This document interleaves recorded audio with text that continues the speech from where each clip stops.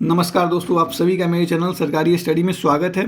दोस्तों, ये पॉलिटी का सेकेंड लेक्चर है और जो भी लोग पहले लेक्चर को नहीं देखे हैं कोई प्रॉब्लम नहीं है, जाके आप देख सकते हो। अवेलेबल है मेरे चैनल पे और आप इस लेक्चर से भी ज्वाइन कर सकते हो क्योंकि अभी बहुत ज़्यादा कवर नहीं हुआ है। तो दोस्तों, मैं पहले बता दूं कि मेरा मेन जो एम है वो ये है कि एसएससी जेईई, आरआरबी जेईई और बीपीएससी के एग्ज़ाम में जो भी इंजीनियरिंग रिलेटेड एग्ज़ाम होता है उसमें जो पॉलिटी पूछा जाता है वो आपको पूरे तरीक़ा से मैं कवर करा दूं। और इसलिए आप देख रहे होगे कि जो भी नोट्स है, इस नोट्स में जो भी हाईलाइटेड पॉइंट है मैं मेनली उसी पे फोकस करूंगा क्योंकि क्वेश्चन डायरेक्टली वहाँ से आता है। ये कोई यूपीएससी का एग्जाम आप देने नहीं जा रहे हो जहाँ पे एकदम डीप पॉलिटी आपसे पूछेगा, लक्ष्मीकांत एकदम पूछेगा। ये नॉर्मल पॉलिटी आपसे पूछेंगे क्योंकि सभी को पता है कि इंजीनियरिंग का एग्जाम है दोस्तों। इसलिए जो भी हाईलाइटेड पॉइंट है, अगर आपकी इच्छा हो तो आप उन पॉइंट को अपने कॉपी में शॉर्ट्स नोट्स के रूप में बना सकते हैं। ठीक, अगर नहीं इच्छा है तो केवल इन पॉइंट को आप याद रखो क्योंकि डायरेक्ट इन पॉइंट से क्वेश्चन पूछेगा। इसलिए जो भी आपको बहुत ज़्यादा डिटेल में देखने का जरूरत नहीं है, बस जो हाईलाइटेड पॉइंट है उसको आप जरूर याद रखना। जैसे अब मैं स्टार्ट करता हूँ।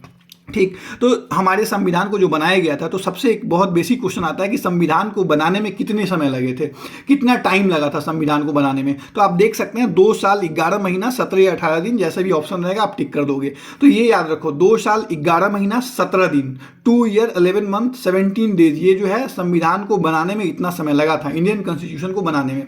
अब आप सभी को पता है कि जब संविधान को बनाया गया था तो वहाँ पे क्या हुआ था, अलग अलग सेशन थे, अलग अलग सेशन में मीन्स मीटिंग हुआ था और जो भी मेंबर्स थे वो मिलके संविधान को बनाए थे। तो उसमें कितना सेशन हुआ था, तो 11 सेशन हुआ था, ये भी याद रखना। 11 सेशन हुआ था, टोटल कितना सेशन हुआ था, 11 सेशन। और वो सेशन जो था वो कितने दिनों तक हुआ था, तो 166 डेज तक हुआ था, ये भी आप याद रख सकते हो। अब कहता है कि फंक्शन ऑफ द कॉन्स्टिट्यूशन, तो ये सबको पता है कि किसी भी संविधान का मेन फंक्शन क्या होता है। तो संविधान का मेन फंक्शन ये होता है कि एक संविधान क्या होता है, कि रिटन रूल बुक होता है जिस रूल के तहत किसी भी स्टेट या किसी भी कंट्री को क्या किया जाता है, गवर्न किया जाता है। तो वही बात यहाँ लिखा गया है, a constitution is a body of fundamental principles according to which state constituted और गवर्न। तो ये कोई बहुत बड़ा बात नहीं है। मेन आप ये दोनों पॉइंट याद रखना कि संविधान को बनाने में कितने समय लगा था और जो कॉन्स्टिट्यूएंट असेंबली था वो कितने सेशन और कितने डेज तक वो असेंबली की मीटिंग हुई थी। तो ये याद रखना। उसके बाद चलिए, एक बहुत इंपॉर्टेंट पॉइंट है कि जो भारत का जो संविधान है, the constitution of India is described as a living document. उसको हम कैसे डिस्क्राइब करते हैं, तो एक लिविंग डॉक्यूमेंट्स के रूप में हम इसको डिस्क्राइब करते हैं। The constitution of India is described as a living documents. तो ये क्वेश्चन पूछा जा सकता है कि which is described as a living document, तो आपका आंसर होगा constitution of India is described as a living document. दोस्तों, तो मेरा मेन एम यही है कि जो भी इंपॉर्टेंट पॉइंट है वो डायरेक्ट आपको बताऊं जो कि एग्जाम में आपको आएगा, क्योंकि बीपीएससी एई या जो भी एसएससी जेईई, आरआरबी जेईई में बहुत डिटेल में जाके नहीं पूछेंगे। जो भी मैं अभी आपको इंपॉर्टेंट जो हाईलाइटेड पॉइंट है उसको आप नोट डाउन कर लो, डायरेक्ट वो एग्जाम में आएगा दोस्तों। चलिए अब आते हैं। तो अब बोलता है कि बेसिक टर्म ऑफ कॉन्स्टिट्यूशन। तो कॉन्स्टिट्यूशन का अर्थ क्या होता है, कॉन्स्टिट्यूशन एक लॉ है, बेसिक लॉ है, या फंडामेंटल लॉ बोलो या उसी को सुप्रीम लॉ बोलो। तो कॉन्स्टिट्यूशन को क्या बोलते हैं, बेसिक लॉ, फंडामेंटल लॉ या सुप्रीम लॉ हम बोल सकते हैं। ठीक, अब देखो एक चीज यहाँ डायरेक्ट पूछा जा सकता है जो कि मैंने हाईलाइट किया है कि गुड गवर्नेंस, गुड गवर्नेंस को कब सेलिब्रेट किया जाता है। ये आपको करंट अफेयर में भी पूछ सकते हैं या ये आपको पॉलिटी के रूप में भी पूछा जा सकता है। पॉलिटी में भी इस क्वेश्चन को पूछा जा सकता है कि गुड गवर्नेंस जो होता है वो किस दिन को सेलिब्रेट करते हैं और किसके लिए सेलिब्रेट करते हैं। तो कहता है कि 25 दिसंबर जो हमारे farmer prime minister Atal Bihari Vajpayee थे उनका बर्थडे था, ये उनका जन्म दिवस था। ये कौन सा, 25 दिसंबर। और ये 2014 से हम सेलिब्रेट करना स्टार्ट किए गुड गवर्नेंस डे। तो कोई पूछ सकता है कि गुड गवर्नेंस डे किसके जन्मदिन पे हम सेलिब्रेट करते हैं और कब, तो 25 दिसंबर Atal Bihari Vajpayee, former prime minister Atal Bihari Vajpayee के जन्मदिन पर हम गुड गवर्नेंस डे सेलिब्रेट करते हैं। और ये कब से स्टार्ट हुआ है सेलिब्रेट करना, तो 2014 से, जब मोदी जो है प्राइम मिनिस्टर बने हैं तब से उन्होंने 2014 में आप सभी को पता होगा कि नरेंद्र मोदी पहली बार प्राइम मिनिस्टर बने और 2014 25 दिसंबर से गुड गवर्नेंस डे जो है वो सेलिब्रेट किया जाता है। वो बर्थडे ऑफ अटल बिहारी वाजपेयी के दिन, मीन्स जब अटल बिहारी वाजपेयी का जन्म था उस दिन को हम गुड गवर्नेंस डे के रूप में सेलिब्रेट करते हैं। ठीक, एंड नाउ कहता है कि framing of any law shall be done as per the constitution, so we can say that constitution is a source of making law.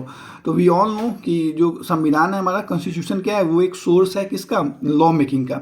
तो हमारे देश में, हमारे कंट्री में जो भी लॉ बनता है जो भी कानून बनता है उस संविधान के तहत बनता है। तो कॉन्स्टिट्यूशन क्या है, ये सोर्स ऑफ मेकिंग लॉ।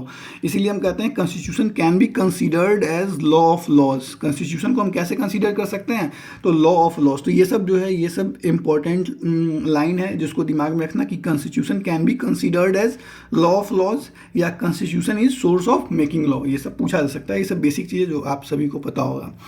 अब चलिए, बोलता है कि कॉन्स्टिट्यूशन जो संविधान होता है ये एक सिंगल डॉक्यूमेंट भी हो सकता है और ये एक सीरीज ऑफ डॉक्यूमेंट भी हो सकता है। तो जब अगर जैसे सिंगल डॉक्यूमेंट, तो कौन सा किस देश का कॉन्स्टिट्यूशन है जो एक सिंगल डॉक्यूमेंट के रूप में लिखा गया, तो एग्जांपल के तौर पे इंडिया को हम ले सकते हैं। जो इंडियन कॉन्स्टिट्यूशन है वो एक सिंगल डॉक्यूमेंट है, ठीक। और मे बी एक सीरीज ऑफ डॉक्यूमेंट भी हो सकता है, तो उस पर आप ले सकते हैं कि कॉन्स्टिट्यूशन एक लाइन दे देगा, क्वेश्चन दे देगा कि constitution can B may be a single document और सीरीज ऑफ डॉक्यूमेंट्स। तो इसमें both option will be correct, means ये एक सिंगल डॉक्यूमेंट भी हो सकता है जैसे इंडियन कॉन्स्टिट्यूशन, और ये एक सीरीज ऑफ डॉक्यूमेंट भी हो सकता है जैसे बहुत अदर कंट्री का कॉन्स्टिट्यूशन जो है वो सीरीज ऑफ डॉक्यूमेंट के रूप में है। अब एक बहुत इंपॉर्टेंट है कि फ्रेंच पॉलिटिकल या फिलोसफर, इनका नाम याद रख लें, Montesquieu. Montesquieu give doctrine of separation of power और सेपरेशन ऑफ पावर्स। मीन्स क्या हुआ ना कि आप सभी को पता होगा कि इंडिया में भी क्या है, जो पावर है वो सेपरेटेड है, किसमें, स्टेट और किसमें, यूनियन में, ठीक। पावर का सेपरेशन है। तो ये जो आइडिया था, ठीक ना, सेपरेशन ऑफ पावर, ये कहाँ से आया, तो फ्रेंच पॉलिटिकल या फिलोसफर थे जिनका नाम था मॉन्टेस्क्यू। उन्होंने इस doctrine of separation of power के आइडिया को दिया था, ठीक। तो Montesquieu give doctrine of separation of power, ये चीज़ याद रखना, तो बहुत इंपॉर्टेंट है, ठीक। चलिए अब हम आते हैं, हाँ देखिए यहाँ पे, अब देखिए क्या बोला गया है कि थ्री ऑर्गन या थ्री पिलर ऑफ डेमोक्रेसी। तो डेमोक्रेसी जो होता है ना, डेमोक्रेसी आप सभी को पता होगा कि डेमोक्रेसी क्या होता है। डेमो का अर्थ क्या होता है, आप देखो यहाँ पे, डेमो का अर्थ क्या होता है, पीपुल, और क्रेसी का अर्थ क्या होता है, रूल। तो लोगों के द्वारा, मीन्स जहाँ पे लोगों का राज होता है, पीपल जहाँ पे रूल करते हैं उसको बोलते हैं डेमोक्रेसी, ठीक। जहाँ पे लोगों का राज होता है, लोगों के द्वारा सरकार चलाई जाती है, तो उसको बोलते हैं डेमोक्रेसी। वैसे कंट्री को क्या बोला जाता है, डेमोक्रेटिक कंट्री। तो डेमोक्रेसी का अर्थ आप यहाँ देखो, representatives are elected by the people. तो जो उस देश को चलाने वाले रिप्रेजेंटेटिव हैं या जो पॉलिटिशियन हैं वो किसके द्वारा इलेक्ट किए गए हैं, तो वहाँ के उस देश के लोगों के द्वारा इलेक्ट किए गए हैं। तो इसका अर्थ क्या है, उस देश में क्या है, डेमोक्रेसी है, वो कंट्री क्या है, डेमोक्रेटिक है। ये बात हम समझ सकते हैं। तो अब कहता है क्या कि थ्री पिलर्स ऑफ डेमोक्रेसी, जो आप सभी को पता होगा बहुत इंपॉर्टेंट है। तो थ्री पिलर्स क्या होता है, तो एक होता है एग्जीक्यूटिव, एक होता है लेजिस्लेटर, एक होता है जुडिशियरी। तो अब चलिए इसके मीनिंग को हम समझते हैं कि what is the meaning of executive, what is the meaning of legislator and what is the meaning of judiciary. तो सबसे पहले अगर हम समझे तो इसको हम समझते हैं इस प्रकार से कि लेजिस्लेटर को आप समझिए पहले कि टू फ्रेम और मेक द लॉ। लेजिस्लेटर का अर्थ क्या होता है, कानून बनाना। जैसे एक सिंपल शब्द में आप देखें तो आपके यहाँ कानून जो बनता है वो कौन बनाता है, कहाँ पे बैठ के कानून बनता है, कानून आपके घर में बैठ के तो नहीं बनता है। कानून बनने के लिए पार्लियामेंट है, आप सभी को पता होगा, जो कि आगे मैं डिस्कस करूंगा कि पार्लियामेंट में क्या क्या आता है। आप सभी को पता होगा कि मेंबर ऑफ पार्लियामेंट होते हैं, वो पार्लियामेंट में बैठते हैं और वहाँ पे क्या होता है, कानून बनाया जाता है, ठीक। तो वो जो कानून बनाते हैं उनको हम बोलते हैं लेजिस्लेटर, याद रखना। टू फ्रेम और मेक द लॉ मीन्स जो भी आदमी कानून को बनाते हैं या फ्रेम करने का अर्थ होता है कानून का एक जो होता है रूपरेखा तैयार करते हैं या लॉ को बनाते हैं, तो उनको बोलते हैं लेजिस्लेटर, ठीक। तो जो तीन पिलर है डेमोक्रेसी का, उसमें एक पिलर क्या होता है, लेजिस्लेटर होता है, ठीक। दूसरा एग्जीक्यूटिव। अब एग्जीक्यूटिव का अर्थ क्या हुआ, नाम से ही आप समझ सकते हो, किसी भी वर्क को एग्जीक्यूट कराना, that is the work of executive. Means कहने का अर्थ कोई भी चीज़ है उसको एग्जीक्यूट कराना है तो उसको बोलते हैं एग्जीक्यूटिव।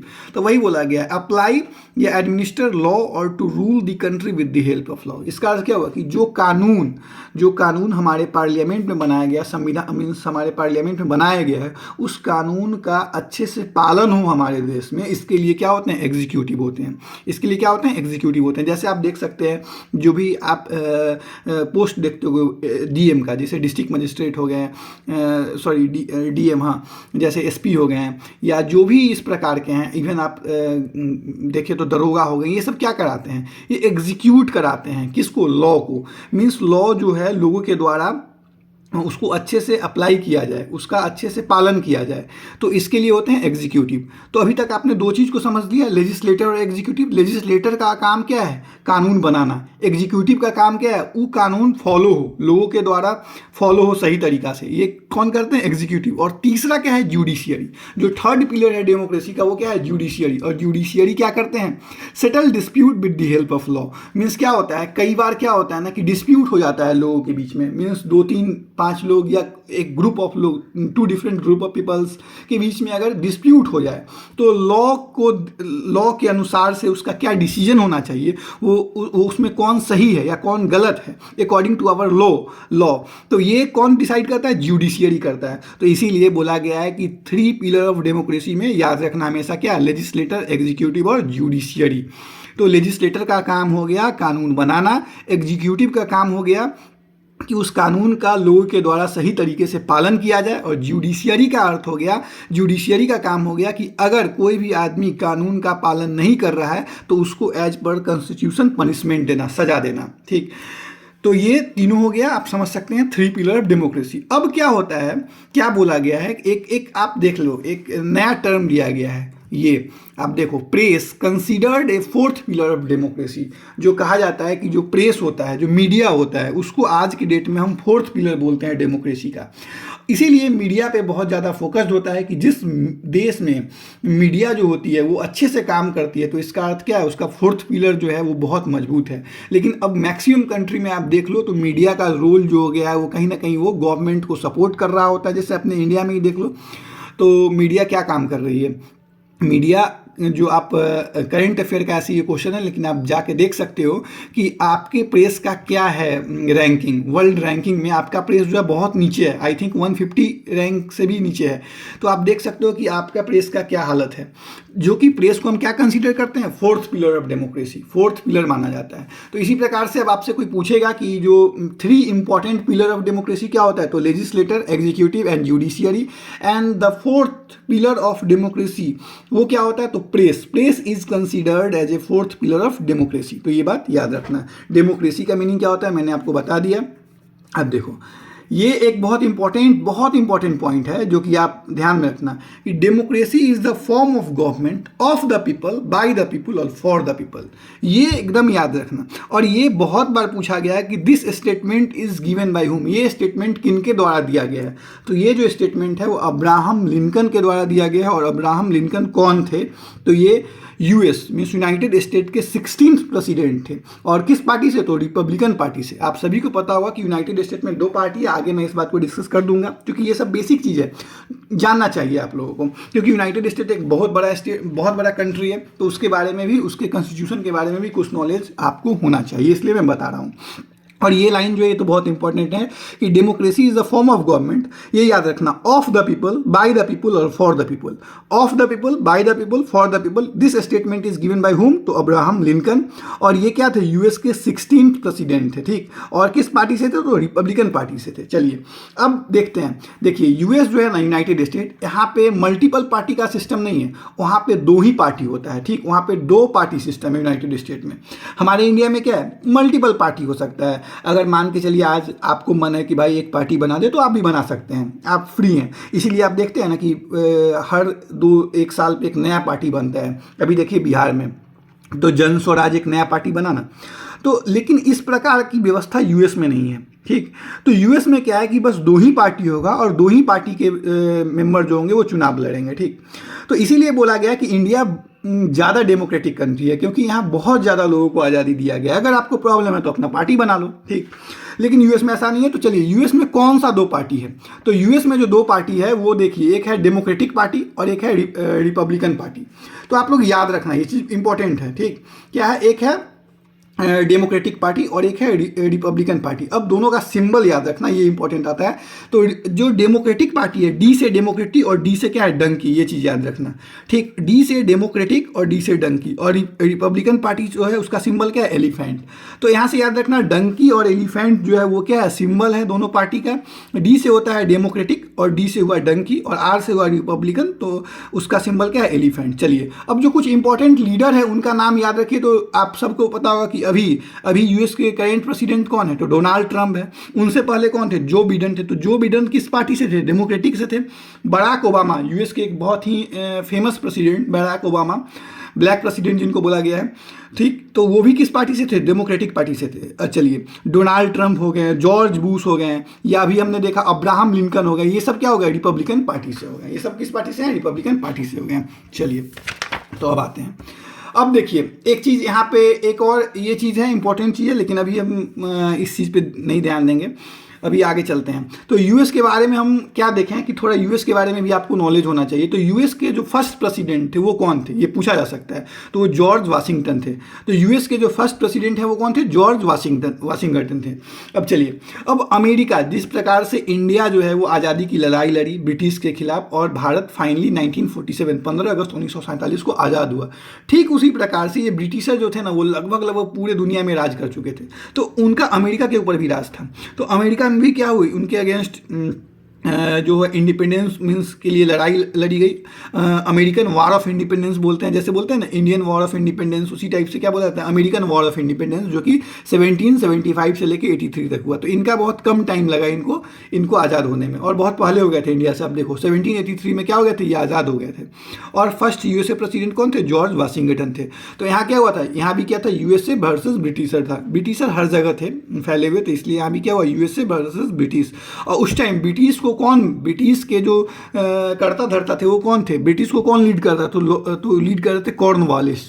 आप इंडियन जब पढ़ोगे हिस्ट्री तो उसमें कॉर्नवालिस का नाम आएगा, ठीक, कि यहाँ के वायसराय थे। तो आपको पता चलेगा कि उस टाइम जब वार हो रहा था 75-83 में यूएसए और ब्रिटिश के बीच में, तो ब्रिटिश को लीड कर रहे थे कॉर्नवालिस, और यूएसए को लीड कर रहे थे कौन? उसके फर्स्ट प्रेसिडेंट जॉर्ज वाशिंगटन। और जॉर्ज वाशिंगटन की जीत हुई, और यूएसए क्या हुआ? इंडिपेंडेंट हुआ दोस्तों। तो ये सब चीज़ आप देख सकते हो। अब एक बहुत इंपॉर्टेंट टर्म है ब्यूरोक्रेसी। ये टर्म से बहुत सारे लोग जो होंगे ब्यूरोक्रेसी को समझ रहे होंगे या जानते होंगे, लेकिन जो नहीं जानते हैं उनको मैं बता दूं।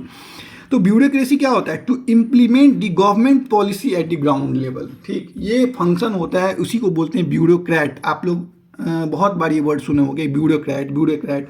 ये देश को कौन चलाता है? तो जनरली बोला जाता है ब्यूरोक्रेट ही तो चलाते हैं, नेता तो बस एक चेहरा होते हैं। असली खेल, असली जो रूल या असली जो होता है वो ब्यूरोक्रेट करते हैं। तो होता क्या है? To implement the government policy at the ground level. जो भी गवर्नमेंट ने पॉलिसी बनाई है उसको ग्राउंड लेवल पे इम्प्लीमेंट सही तरीके से कराया जाए, ये जिम्मेदारी, ये फंक्शन किसका होता है? तो ब्यूरोक्रेसी का होता है। एक तरह से बोला जाए तो ब्यूरोक्रेट का होता है। इसीलिए आप देख सकते हो, एक ये चार्ट है जिसमें आप देख सकते हो गवर्नमेंट पॉलिसी, उसके बाद ब्यूरोक्रेसी। मीन्स जो ब्यूरोक्रेट होते हैं वो जो होते हैं इस गवर्नमेंट पॉलिसी को पब्लिक तक पहुंचाते हैं, ठीक, पब्लिक तक जो है गवर्नमेंट पॉलिसी अच्छे से पहुंचे, पब्लिक उसका अच्छे से लाभ ले पाए, ये काम किसका होता है? ये फंक्शन किसका होता है? तो ब्यूरोक्रेसी का होता है, ब्यूरोक्रेट का होता है दोस्तों, ठीक। तो मैं कोशिश कर रहा हूं दोस्तों कि आप लोगों को ये जो पॉलिटी है वो समझ में आए। थोड़ा बहुत मैं अगल बगल के या जो बड़े कंट्री है उनके बारे में मैं आपको आइडिया देता हूं, क्योंकि डायरेक्ट क्वेश्चन पूछ लिए जाते हैं। जैसे अभी जो यूएस के बारे में बताया, तो बहुत सारे बच्चे सोच रहे हैं कि यूएस के बारे में मैं क्यों बताया हूँ। तो बहुत बार पूछ लिया जाता है कि यूएस के जो फर्स्ट प्रेसिडेंट थे वो कौन थे, या किसने ये स्टेटमेंट दिया, bye the people for the people, ये सब स्टेटमेंट किसने दिया। तो ये सब चीज़ पूछा जाता है, इसलिए मैंने बताया। दोस्तों, अगर ये वीडियो आपको पसंद आ रहा हो तो आप मेरे चैनल को सब्सक्राइब करें और मेरे वीडियो को लाइक करें दोस्तों। चलिए अब मैं आगे बताता हूँ। तो चलिए अब देखिए, अब आता है ना कि अब डिस्ट्रीब्यूशन ऑफ पावर। तो ये क्या है? तो आप सभी को मैं बता दूं कि एक्चुअली में क्या होता है ना, जैसे हमारा देश जो है, हमारा जो कंट्री है, उसमें भी आप देख रहे हो ना कि एक होता है यूनियन गवर्नमेंट, मीन्स एक होता है क्या, केंद्र सरकार, जिसको आप हिंदी में बोले, और एक होता है हर एक स्टेट का अपना गवर्नमेंट होता है, राज्य सरकार, ठीक। तो इंडिया में आप सभी को पता है कितना स्टेट है? 28 स्टेट है, ठीक, और यूनियन टेरिटरी कितना? 8 है, ठीक। आगे हम इन सब चीज़ों को डिटेल में पढ़ेंगे। तो इसमें से 28 जो राज्य हैं, सभी राज्य में अपना क्या है? गवर्नमेंट है। तो उसको क्या बोलते हैं? स्टेट गवर्नमेंट, राज्य सरकार। और एक जो होता है पूरे ऑल ओवर इंडिया का जो एक गवर्नमेंट है, जो यूनियन गवर्नमेंट जिसको बोलते हैं, केंद्र सरकार बोलते हैं, ठीक। तो अब क्या होता है ना कि किस प्रकार से पावर का डिस्ट्रीब्यूशन हुआ है, मीन्स कौन सा डिसीजन जो है यूनियन गवर्नमेंट ले सकता है, केंद्र सरकार ले सकती है, और कौन सा डिसीजन जो है वो स्टेट गवर्नमेंट लेगा। तो ये कैसे होता है? तो कॉन्स्टिट्यूशन ने, संविधान ने जो है ना, इसके बारे में भी बताया है कि किस प्रकार से पावर का डिस्ट्रीब्यूशन होगा। तो वही बोला गया है कि डिस्ट्रीब्यूशन ऑफ पावर, तो आप देख सकते हो for distribution at least 2 parties are required. Distribution के लिए और भी सब है, 2 पार्टी होना चाहिए, तभी तो दोनों के बीच में पावर डिस्ट्रीब्यूट होगा। तो हमारे इंडिया में वो 2 पार्टी कौन सा है? एक पार्टी है यूनियन गवर्नमेंट, एक पार्टी कौन है? यूनियन गवर्नमेंट, और एक पार्टी क्या है आपका? State government. एक पार्टी क्या है? State government. ठीक, अब चलिए अगर हम देखा जाए तो अभी क्या होता है ना कि जो इंडियन कॉन्स्टिट्यूशन है, जो भारतीय संविधान है, उसने 4 प्रकार का लिस्ट जो है वो दिया है। 4 प्रकार का लिस्ट होता है। इस लिस्ट में क्या क्या दिया गया है? तो इस लिस्ट में वो मीन्स फंक्शन या वो काम बताया गया है जो कि यूनियन गवर्नमेंट के अंतर्गत आता है, केंद्र सरकार के अंतर्गत आता है। कुछ काम जो है वो स्टेट गवर्नमेंट के अंतर्गत आता है, मीन्स उस पर स्टेट गवर्नमेंट रूल बनाएगी, और कुछ जो है वो दोनों के अंतर्गत आता है, और बचे कुचे को बोलते हैं रेसिडुअरी लिस्ट। ठीक, तो जैसे पहले हम देखते हैं, सबसे पहला होता है यूनियन लिस्ट। ठीक, तो यूनियन लिस्ट में वो सारे सब्जेक्ट हैं जो यूनियन गवर्नमेंट, जो आपका जो केंद्र सरकार है, वो सेंट्रल गवर्नमेंट बोलो या यूनियन गवर्नमेंट बोलो या केंद्र सरकार बोलो, वो जिस पे डिसीजन लेती है, वो सारे जो सब्जेक्ट हैं वो किस में आते हैं? यूनियन लिस्ट में आते हैं। तो यूनियन लिस्ट में parliament shall frame the law and governance shall be given by central या यूनियन गवर्नमेंट। तो क्या होता है? लॉ बनाने की जो क्या बोलते हैं पावर है, वो किसके पास होती है? पार्लियामेंट के पास होती है। तो जो भी सब्जेक्ट यूनियन लिस्ट के अंतर्गत है, उस पर केंद्र सरकार या सेंट्रल गवर्नमेंट जो होगा वो क्या बनाएगा? वो उस पर लॉ बनाएगा। ठीक, और वो जो डिसाइड करेगा वही पूरे देश में लागू होगा। तो जो यूनियन लिस्ट में जो सब्जेक्ट हैं, उसमें केंद्र सरकार क्या करती है? लॉ बनाती है, और जो वो लॉ बनाएगी वो पूरे भारत के हर एक राज्य में वो लॉ क्या होगा? लागू होगा। फिर दूसरा क्या होता है? State list. स्टेट लिस्ट में जो सब्जेक्ट हैं उस पे पूरा अधिकार स्टेट गवर्नमेंट का है कि स्टेट गवर्नमेंट अपने मन मुताबिक उस पे कानून बना सकती है। ठीक, और वो जो कानून होगा वो केवल उस पार्टिकुलर स्टेट में के लिए एलिजिबल होगा, मीन्स उस पार्टिकुलर स्टेट में केवल एप्लीकेबल होगा। तो कहने का अर्थ क्या हुआ? जो यूनियन लिस्ट में जो सब्जेक्ट हैं उस पर जो कानून पार्लियामेंट बनाती है वो पूरे देश में लागू होता है, लेकिन स्टेट लिस्ट में जो सब्जेक्ट हैं उस पर जो कानून स्टेट गवर्नमेंट बनाती है वो केवल उस पार्टिकुलर स्टेट के लिए एप्लीकेबल होता है। ठीक, अब आता है तीसरा कंकरेंट लिस्ट। कंकरेंट लिस्ट क्या होता है? तो कंकरेंट लिस्ट वो लिस्ट होता है जिसमें दोनों मीन्स ऐसे सब्जेक्ट होते हैं जिसपे दोनों मीन्स पार्लियामेंट और state legislator can make law.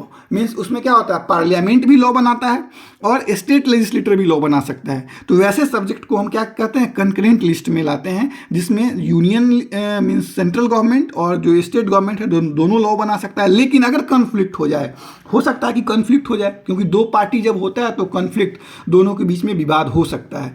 तो अगर कॉन्फ्लिक्ट होगा तो फिर बोला जाता है पार्लियामेंट लॉ शैल प्रिवेल। तो पार्लियामेंट के द्वारा जो लॉ बनाया जाएगा, पार्लियामेंट वर्ड का मीनिंग क्या होगा? यूनियन गवर्नमेंट मीन्स क्या होगा? Central government. तो सेंट्रल गवर्नमेंट के द्वारा जो रूल बनाया जाएगा वही मान्य होगा। तो इसका अर्थ क्या बोला गया? कंकरेंट लिस्ट में जितने भी सब्जेक्ट हैं उसमें दोनों लॉ बना सकते हैं। यूनियन सेंट्रल गवर्नमेंट भी लॉ बना सकता है, स्टेट लेजिस्लेटर भी लॉ बना सकता है। लेकिन अगर कन्फ्लिक्ट होगा तो कन्फ्लिक्ट के केस में हम जो होंगे वो सेंट्रल गवर्नमेंट के द्वारा जो बनाया गया लॉ है उसको प्रिवेल करेंगे, मीन्स पार्लियामेंट के लॉ को हम क्या करेंगे? प्रिवेल करेंगे।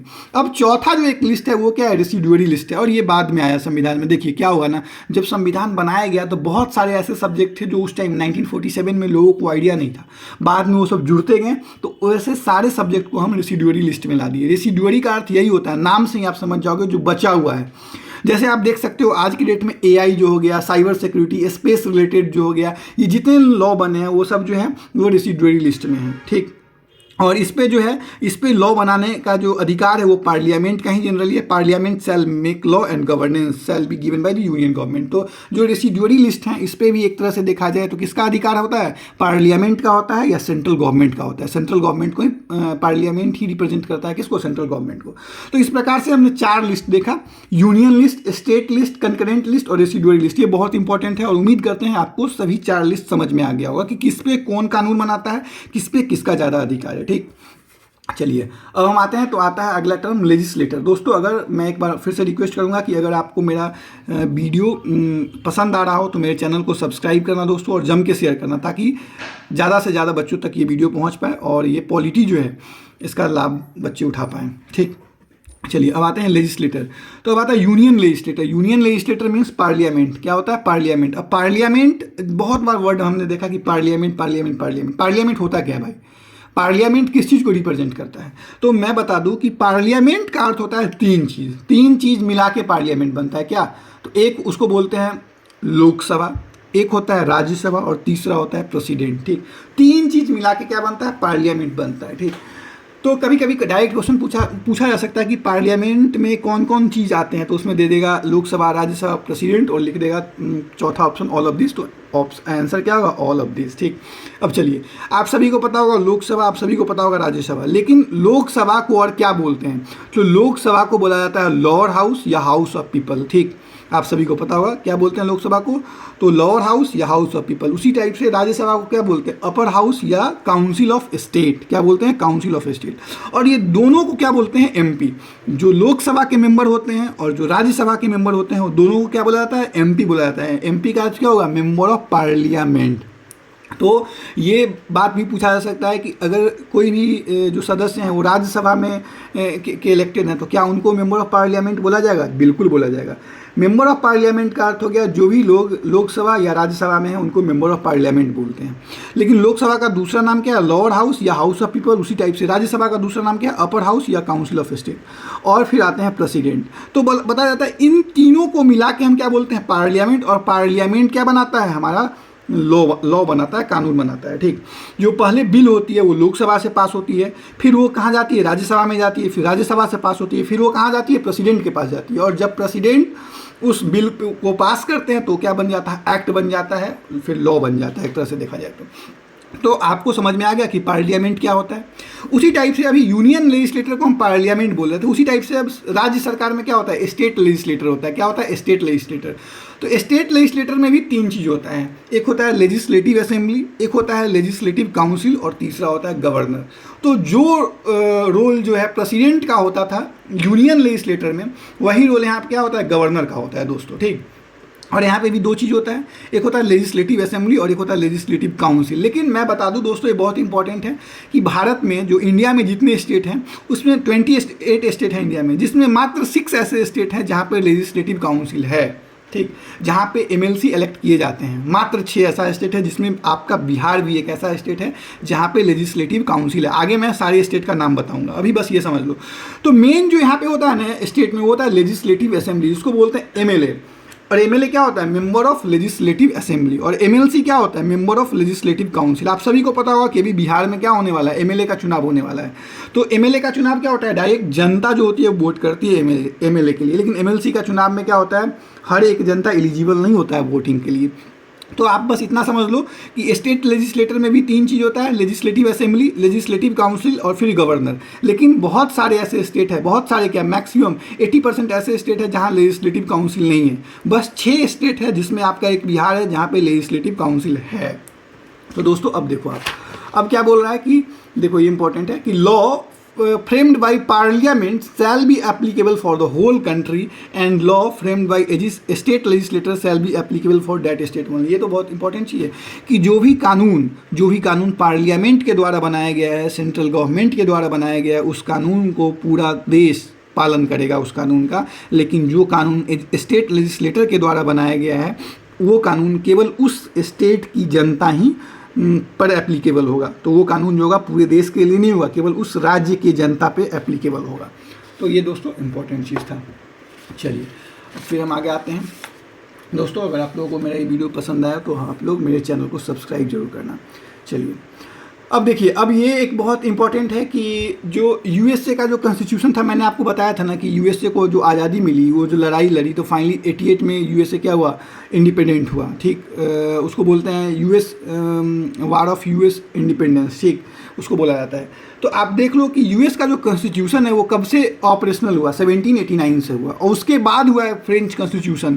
फ्रेंच कॉन्स्टिट्यूशन कब से ऑपरेशनल हुआ है? 1791 से। तो ये क्वेश्चन पूछा जा सकता है कि कौन सा संविधान यूएस और फ्रांस में कौन सा संविधान पहले ऑपरेशन में आया? तो यूएस का जो संविधान था, यूनाइटेड स्टेट ऑफ अमेरिका का, वो पहले क्या आया?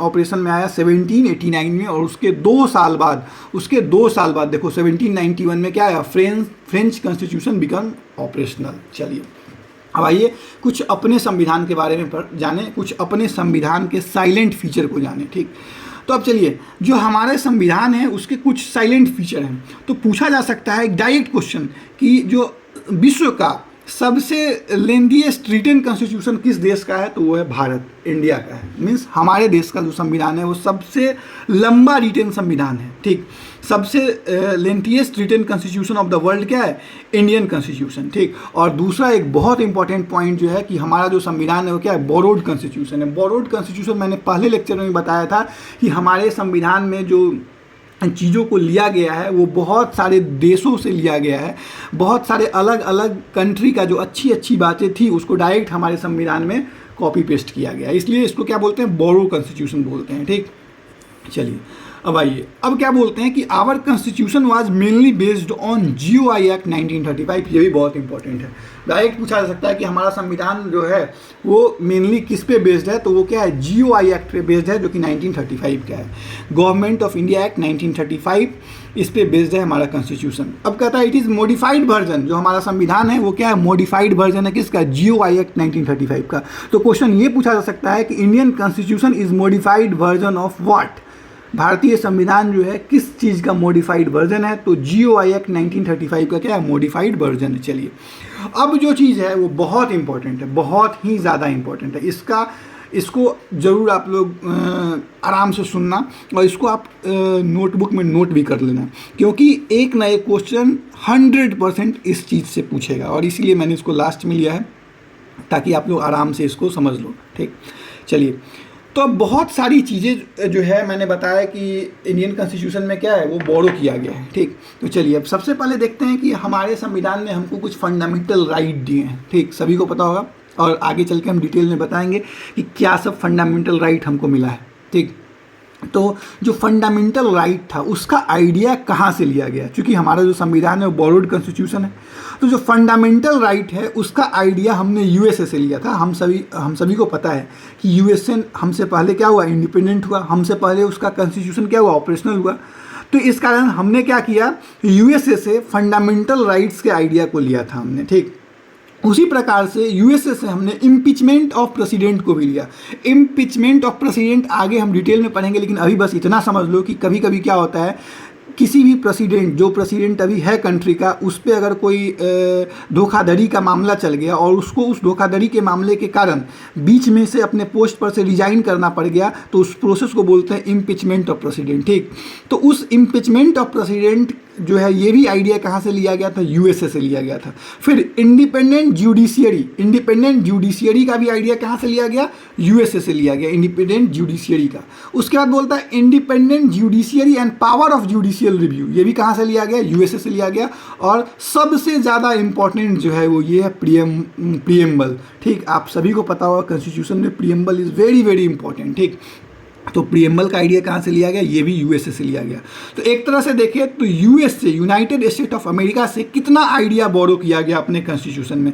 Means United state of America के कॉन्स्टिट्यूशन से बहुत सारे आइडिया को बोरो किया गया। तो उसमें 5 इंपॉर्टेंट जो है जो एकदम याद रखना हो, ये याद रखना क्या, fundamental right, impeachment of president, independent judiciary, power of judicial review और प्रीएम्बल। ये पांचों जो है यूनाइटेड स्टेट ऑफ अमेरिका से लिया गया। दोस्तों इसको कहीं नोट डाउन कर लो या इसको याद कर लो। ठीक, अब आइए, अब हम आयरलैंड मीन्स जिसको बोलते हैं इरिस कॉन्स्टिट्यूशन से भी हमने कुछ आइडिया को बोरो किया था। तो वो कौन सा आइडिया था, तो मेनली 2 आइडिया जो था वो आयरिश कॉन्स्टिट्यूशन से, आयरलैंड के कॉन्स्टिट्यूशन से बोरो किया गया था, जिसमें बहुत ही इंपॉर्टेंट है DPSP। आप सभी को पता होगा, directive principle of state policy, DPSP, इसको क्या बोलते हैं, directive principle of state policy. ये सब हम लोग डिटेल में पढ़ेंगे दोस्तों, इसलिए अभी टेंशन लेने का कोई जरूरत नहीं। क्या होता है DPSP, अभी क्या इम्पीचमेंट के बारे में आपने बताया, इंडिपेंडेंट जुडिशियरी क्या होता है, ये सब आगे हम लोग डिटेल में पढ़ेंगे। बस अभी आप डायरेक्ट जो क्वेश्चन पूछता है तो डायरेक्ट आपको एग्जाम में सब क्वेश्चन पूछ जाएगा कि भाई इंडिपेंडेंट जुडिशियरी का आइडिया कहाँ से बोरो किया गया था, किस देश से कॉन्स्टिट्यूशन से बोरो किया गया, तो आपको बोलना होगा US से। इम्पीचमेंट ऑफ प्रेसिडेंट का आइडिया किस कंट्री से बोरो किया गया था, आपको बोलना होगा USA से। उसी प्रकार से पूछ दे कि DPSP, directive principle of state policy का आइडिया किस देश के कॉन्स्टिट्यूशन से बोरो किया गया था, तो आयरिश मीन्स आयरलैंड के कॉन्स्टिट्यूशन से बोरो किया गया था। उसी प्रकार से method of president election means जो प्रेसिडेंट के इलेक्शन का जो मेथड है ये भी कहाँ से हम बोरो किए थे, तो आयरलैंड से किए थे। तो याद रखना, थोड़ा कन्फ्यूजन आएगा बच्चों का। इम्पीचमेंट ऑफ प्रेसिडेंट यूएस से, इम्पीचमेंट ऑफ प्रेसिडेंट क्या है, यूएस से, जबकि मेथड ऑफ प्रेसिडेंट इलेक्शन क्या है, आयरलैंड। चलिए अब एक बहुत इंपॉर्टेंट क्या आता है, फंडामेंटल ड्यूटीज़। ठीक, जिस प्रकार से आप भारतीय नागरिक को संविधान ने फंडामेंटल राइट दिया है, उसी प्रकार से भारतीय संविधान ने लोगों को फंडामेंटल ड्यूटी भी दी है। तो ये फंडामेंटल ड्यूटी की जो आइडिया है वो कहाँ से आई है, यूएसएसआर से आया है, यूनियन सोवियत सोशलिस्ट रिपब्लिक से, यूएसएसआर से ये आइडिया लिया गया था फंडामेंटल ड्यूटीज़ का। ठीक, अब चलिए इमरजेंसी प्रोविज़न। इमरजेंसी प्रोविज़न जो है वो कहाँ से आया, तो government of India act, GOI act 1935 से लिया गया है इमरजेंसी प्रोविज़न। लेकिन अब एक चीज़ बहुत इंपॉर्टेंट है और बहुत कंफ्यूजिंग होता है कि क्वेश्चन ये पूछता है ना कि अगर इमरजेंसी का जो प्रोविज़न है वो कहाँ से बोरो किया गया, तो आप डायरेक्ट लिखो जीओआई एक्ट 1935 से। लेकिन क्वेश्चन अगर ये पूछ दिया जाए कि जब इमरजेंसी लगता है उस दौरान जो सस्पेंशन होता है फंडामेंटल राइट का, वो आइडिया कहाँ से लिया गया है, means suspension of fundamental right during emergency where taken from which country, तो वो जर्मनी से लिया गया है। याद रखना, जर्मनी के संविधान से हमने ये आइडिया लिया कि अगर इमरजेंसी देश में लागू होगा तो फंडामेंटल राइट क्या होगा, लोगों का सस्पेंड कर दिया जाएगा। Suspension of fundamental right during the emergency, this idea is borrowed from constitution of Germany, जिसको वीमर कॉन्स्टिट्यूशन ऑफ जर्मनी बोलते हैं। ठीक, तो ये बहुत इंपॉर्टेंट है, याद रखना है, कंफ्यूजिंग भी है। इमरजेंसी प्रोविजन तो जीओआई एक्ट 1935 और सस्पेंशन ऑफ फंडामेंटल राइट तो ये क्या है, कॉन्स्टिट्यूशन ऑफ जर्मनी। ठीक, चलिए अब आता है अमेंडमेंट प्रोविजन। ये जो है ना ये बाद में आया है। देखिए क्या हुआ है ना कि साउथ अफ्रीका जो है वो हमारे बाद आज़ाद हुआ है। नेल्सन मंडेला का नाम आप सभी सुनिए होइएगा, ये गांधी जी के विचारधारा के लोग थे। और बाद में भारत के को जब आज़ादी मिली है 1947 में, उसके बाद साउथ अफ्रीका आज़ाद हुआ है। तो उसके बाद क्या हुआ ना, उसने जो कॉन्स्टिट्यूशन बनाया तो उसमें कुछ अच्छा बात जो इंडिया को लगा वो बाद में इंडिया ने अमेंडमेंट करके अपने कॉन्स्टिट्यूशन में ऐड किया। तो ये कहता है अमेंडमेंट प्रोविजन, ये कहाँ से लिया गया, साउथ अफ्रीका से लिया गया है। तो डायरेक्ट क्वेश्चन पूछता है भाई कि अमेंडमेंट प्रोविजन कहाँ से बोरो किया गया, तो साउथ अफ्रीका से बोरो किया गया। उसी प्रकार से बहुत इंपॉर्टेंट है principle of liberty, equality and fraternity. Fraternity का क्या होता है, ब्रदरहुड, भाईचारा की भावना। ये कहाँ से ली गई, लिबर्टी, इक्वलिटी और फ्रैटर्निटी की आइडिया जो है वो फ्रेंच कॉन्स्टिट्यूशन से ली गई है। और लिबर्टी, इक्वलिटी और फ्रैटर्निटी जो है ये एज ए स्लोगन यूज किया गया था, used as a slogan in French resolution in 1789। ठीक, आप सभी को मैंने बताया कि जो फ्रेंच कॉन्स्टिट्यूशन था वो कब से ऑपरेशनल हुआ, 1791 से, 2 साल बाद। यूएसए कॉन्स्टिट्यूशन कब से ऑपरेशनल हुआ था, 1789 से। तो जो फ्रेंच का जो संविधान था उससे हमने ये चीज़ लिया था, principle of liberty, equality and fraternity. ठीक भाई, तो दोस्तों मैंने जो भी इंपॉर्टेंट चीज़ था वो मैंने आप लोगों को बता दिया हूँ। तो इसका आप स्क्रीनशॉट भी ले सकते हो। और देखो, अगर आप नोट्स नहीं बना रहे हो तो आप स्क्रीनशॉट ले लो दोस्तों, ये बहुत इंपॉर्टेंट है। गारंटेड एक ना एक क्वेश्चन एग्जाम में इससे आएगा ही आएगा कि ये जैसे पूछ देगा कि फंडामेंटल ड्यूटी का आइडिया कहाँ से लिया गया, ऑप्शन दे देगा यूएसए, इंग्लैंड, जीओआई एक्ट या यूएसएसआर, तो आपको टिक करना होगा यूएसएसआर इस टाइप से। ठीक, चलिए अब जो है वो थोड़ा और आगे बढ़ते हैं और देखते हैं कि जो डिस्ट्रीब्यूशन ऑफ पावर है, जो हमने अभी देखा है, distribution of power between centre and state, ये आइडिया कहाँ से लिया गया, तो ये कनाडा से लिया गया। कनाडा के कॉन्स्टिट्यूशन से हमने जो है वो स्टेट और सेंटर के बीच में पावर को डिस्ट्रीब्यूट किया। ठीक, अब आता है क्वासी, ये जो है ना फॉर्म ऑफ गवर्नमेंट, ये कहाँ से लिया गया है। ठीक, ये भाई कि क्वासी फेडरल फॉर्म ऑफ, तो कनाडा से 3 इंपॉर्टेंट चीज़ लिया गया। पहले वो मैं बता देता हूँ। Distribution of power between centre and state, means centre और स्टेट के बीच में पावर को जो डिस्ट्रीब्यूट करना गया कनाडा से। फेडरल फॉर्म, हमारा जो गवर्नमेंट है हमारा फेडरल फॉर्म है, मैं बताता हूँ अभी।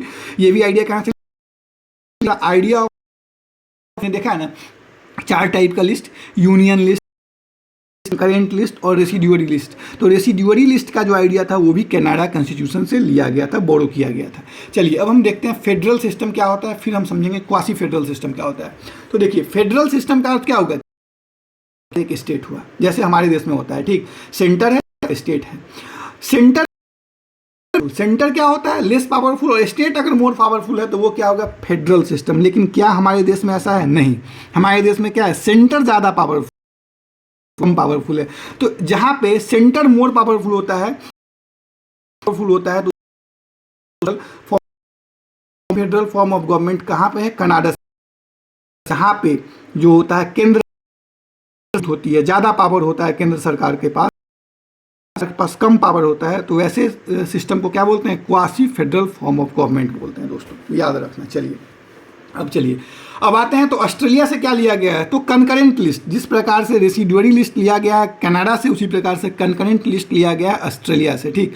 और एक और चीज़ है जो शायद यहाँ भी मेंशन नहीं है, आप लोग मेंशन कर लेना, जो प्रियम्बल है उसका लैंग्वेज भी ऑस्ट्रेलिया से लिया गया है, बोरो किया गया। जैसे प्रियम्बल का आइडिया यूएसए से बोरो किया गया था, लेकिन language of preamble is borrowed from Australia. ये आप नोट डाउन कर लेना, ये यहाँ पे लिखा हुआ नहीं है, ठीक।